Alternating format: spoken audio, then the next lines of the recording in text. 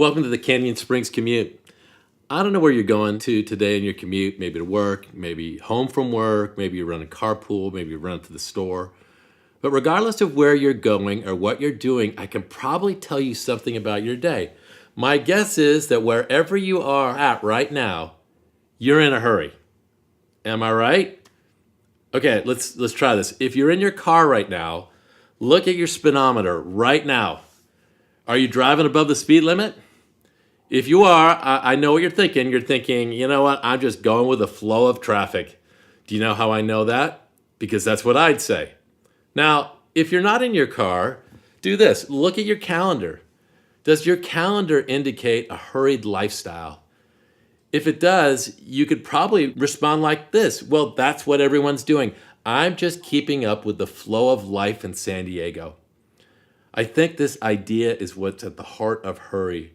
We're just going with the flow of culture. Our world tells us that hurry is the pace of the successful. Now, let me show you what I'm talking about. If you were to run into a friend and you were to ask them, how's it going? Would you be surprised to hear them say, I'm running. I got a million things to do. It's all I can do to keep up. Would you be surprised by that response? I don't think so. I hear it all the time. On the other hand, if you had a friend and you asked them, how's it going? And they said, I don't have that much to do. I'm not too busy. What would your thought be?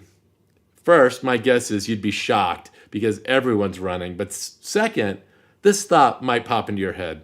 Wow, this guy's lazy. She's not working hard enough. Because hurry is the pace of our culture. And if you're not hurried, you're not working hard enough. Now, Jesus had a different pace in mind for us. Let me read you some verses that would transform our pace if we truly practice them. They're found in Matthew 11. At that time, Jesus said, I praise you, Father, Lord of heaven and earth, because you have hidden these things from the wise and learned and revealed them to little children. Yes, Father, for this is what you were pleased to do.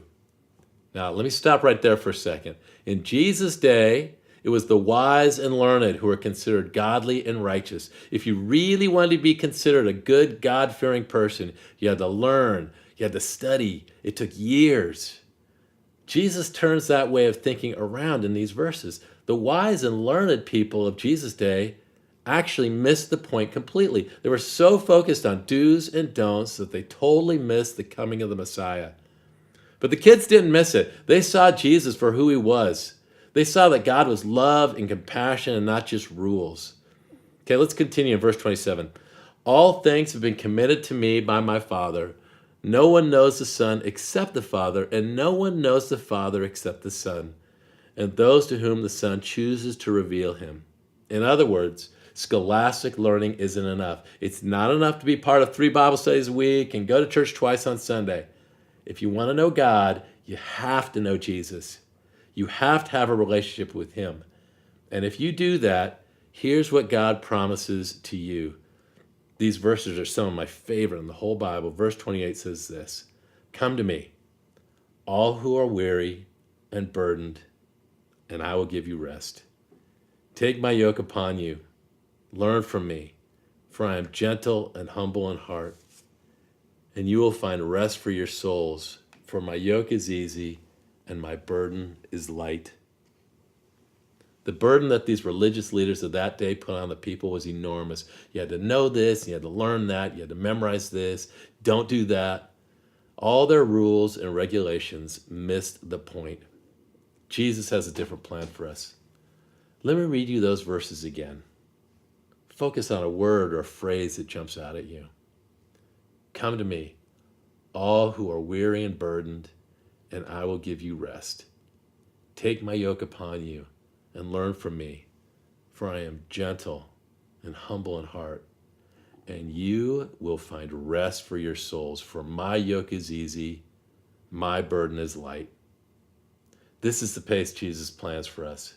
He doesn't need us to run. He doesn't need us to do everything. He doesn't need us to have full calendars to prove that we're valuable. He simply wants us to come to him. Come to him with our burdens. Come to him with the issues that are wearing us out. Come to him to find purpose. Come to him for rest.